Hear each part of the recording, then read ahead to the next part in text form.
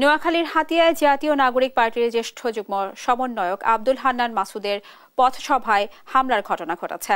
সোমবার সন্ধ্যায় উপজেলার জাহাজমারা বাজারে এই ঘটনা ঘটে। এর প্রতিবাদে তাৎক্ষণিক রাস্তায় বসে অবস্থান কর্মসূচি পালন করেন আব্দুল হান্নান মাসুদ।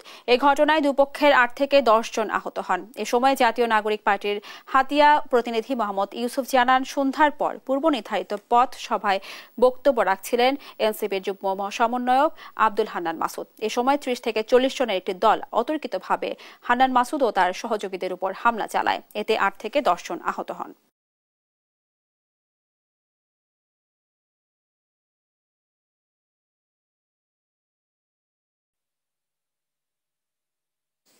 হাতিয়ায় হান্নান মাসুদের উপর হামলার প্রতিবাদে রাজধানীর বাংলা মোটর থেকে প্রতিবাদ মিছিল বের করেছে এনসিপির নেতাকর্মীরা। সেখান থেকে যুক্ত হচ্ছেন আমাদের সহকর্মী ফাহিম ইউসুফ।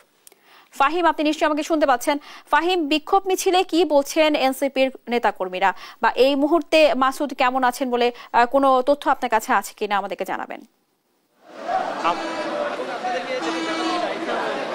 আমরা এখন আছি রাজধানীর বাংলা মোটরে।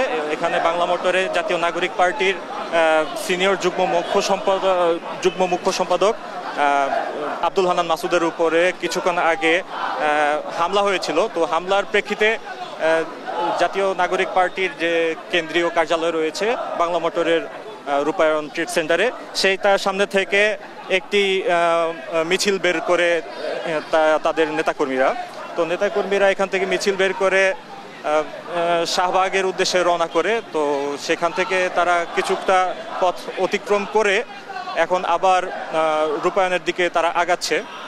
তো মূলত ঘটনার যে সূত্রপাত সেটা হয়েছিল নোয়াখালীর হাতিয়ার যে আব্দুল হান্নান মাসুদ, তিনি একটি মিছিল এবং গণসংযোগ করছিলেন। তো সেখানে তাদের ভাষ্যমতে যেটা হয়েছিল যে বিএনপির একদল কর্মী তাদের উপর হামলা করেছে বলে তারা অভিযোগ করেছে। তো আমরা সর্বশেষ যেটি জানতে পেরেছি যে বিএনপির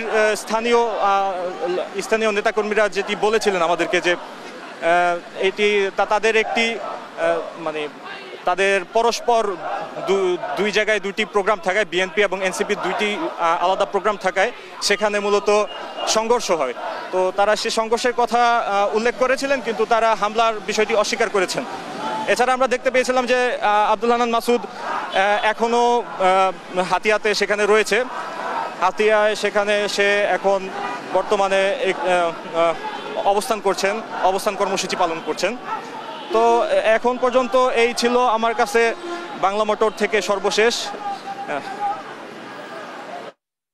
ফাহিম, আপনাকে ধন্যবাদ। দর্শক, আমরা শুনছিলাম হাতিয়ায় হান্নান মাসুদের উপর হামলার প্রতিবাদে রাজধানীর বাংলা মোটরে যে প্রতিবাদ চলছিল সেই সম্পর্কে।